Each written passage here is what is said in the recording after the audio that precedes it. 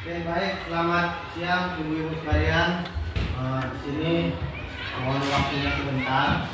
Ini akan saya mencoba untuk mempresentasikan hasil dari rencana tindak lanjut yang akan saya laksanakan ataupun sebuah program yang nantinya ke depan akan coba saya aplikasikan di sekolah kita ini dari program kegiatan kami, yaitu program pengembangan kompetensi khusus dari pelajaran PJOK. Nah, yang di sini saya adalah angkatan kedua di bawah naungan dari BPDP Sumatera Utara. Nah, adapun rencana tindak lanjut yang akan saya laksanakan yaitu bisa sama-sama kita lihat di slide, yaitu adalah Supra. Apa itu Supra? Yaitu adalah suka permainan tradisional. Jadi Supra di sini adalah sebuah program yang mengedepankan nilai-nilai budaya yang kental dengan makna dan filosofi dalam permainan-permainan tradisional. Program Supra merupakan juga pemanfaatan situasi aset di sekolah agar siswa mampu memanfaatkan waktu mereka dengan bermain permainan tradisional di lapangan. Supra banyak mengenalkan permainan tradisional yang bermanfaat untuk fisik dan interaksi sosial bagi peserta didik. Itu adalah apa pengertian dari Supra yang programnya nanti akan saya laksanakan ke depan. Nah, yang kedua adalah latar belakang. Jadi dari kegiatan Supra itu, suka permainan tradisional, mengapa muncul itu kegiatan itu berdasarkan latar belakang. Nah, yang pertama latar belakangnya adalah usia SD itu merupakan usia anak-anak yang memiliki kebutuhan bermain yang harus dipenuhi seperti yang dikatakan oleh KHD, yaitu adalah kodrat anak adalah bermain. Jadi seyogianya di umur usia anak-anak kita ini di SD adalah harusnya bermain. Jadi kita harusnya dalam menyampaikan pembelajaran itu juga harus dalam bentuk permainan. Itulah yang diharapkan dari program KHD tersebut, yaitu adalah Bapak Pendidikan kita. Nah, yang kedua adalah sama-sama kita ketahui bahwa pengaruh HP setelah berakhirnya pandemi COVID membuat anak-anak dekat dengan gawai yang membuat anak kurang melakukan aktivitas gerak dan interaksi sosial. Dan selanjutnya adalah perkembangan zaman. Jadi perkembangan zaman ini juga tidak bisa kita semata-mata harus lepas bahwasanya perkembangan zaman sekarang tidak jauh dari yang namanya HP atau gawai yang kita pakai selama-lama ini, sehingga dari HP ini bisa mengetahui dari anak-anak kita bahwasanya ada permainan-permainan tradisional yang dulunya dilakukan orang-orang tua kita. Itu adalah permainan yang sangat menarik, sangat bermanfaat bagi gerak dari tubuh anak-anak tersebut. Itulah dari latar belakang mengapa nanti ke depan ada tujuan program itu. Nah, sekarang adalah tujuannya.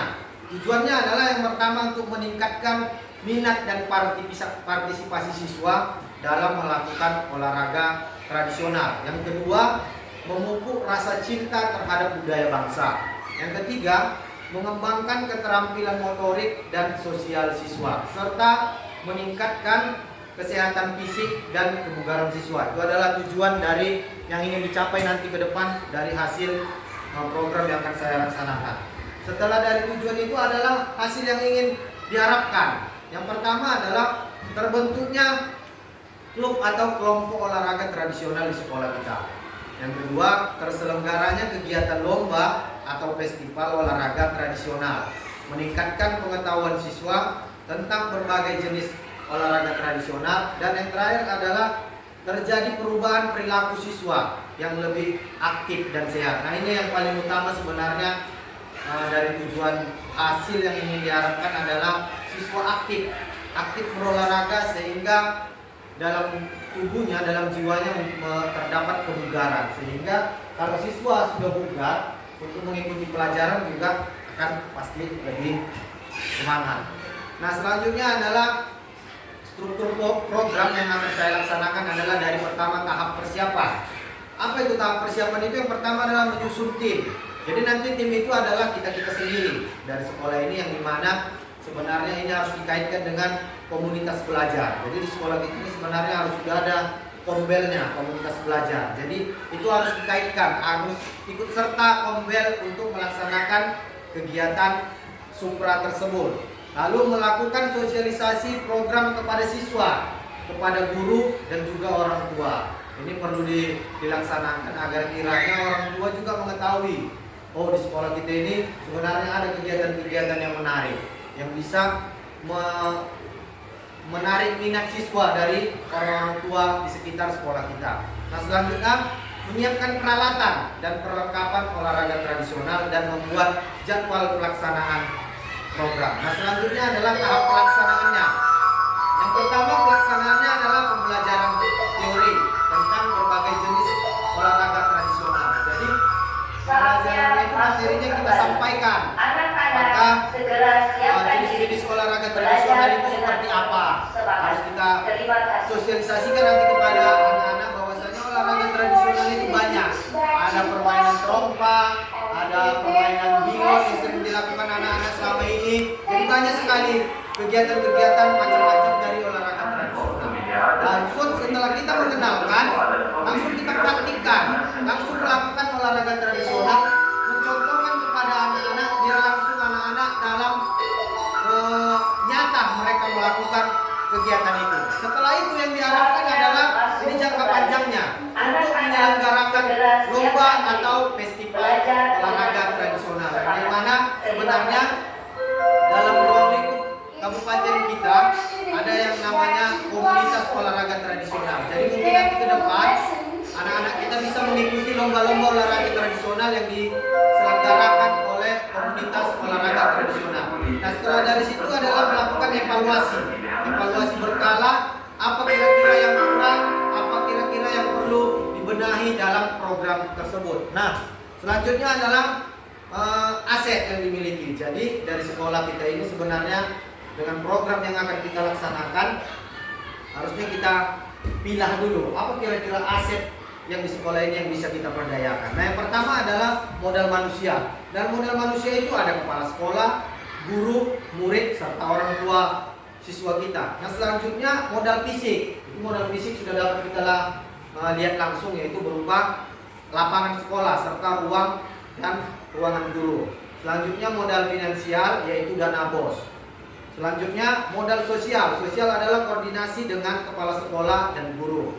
Ada juga modal agama dan budaya, dapat melestarikan kebudayaan dalam permainan tradisional, serta modal politik, yaitu mengambil keputusan oleh kepala sekolah serta peserta didik dapat mengidentifikasi permainan-permainan yang disukai murid. Nah, selanjutnya adalah rencana evaluasi. Dari hasil kegiatan ini harusnya memang dievaluasi. Apakah kira-kira bermanfaat enggak kegiatan ini bagi anak-anak? Dan yang pertama adalah indikator kinerjanya yang dilihat. Apakah anak-anak bisa mempresentasikan dalam siswa mengikuti program ini? Nah, selanjutnya meningkat enggak pengetahuan anak-anak tentang kegiatan olahraga tradisional ini? Nah, selanjutnya adalah perilaku dari mereka. Apakah mereka berubah setelah mengikuti program ini? Kalau nanti ke depannya hanya gitu-gitu saja, berarti program ini gagal. Dan selanjutnya adalah hasil. Hasil ini apabila adanya suatu perlombaan. Apakah anak-anak bisa mencapai suatu prestasi dari hasil lomba. Nah, yang kedua adalah metodenya adalah evaluasi.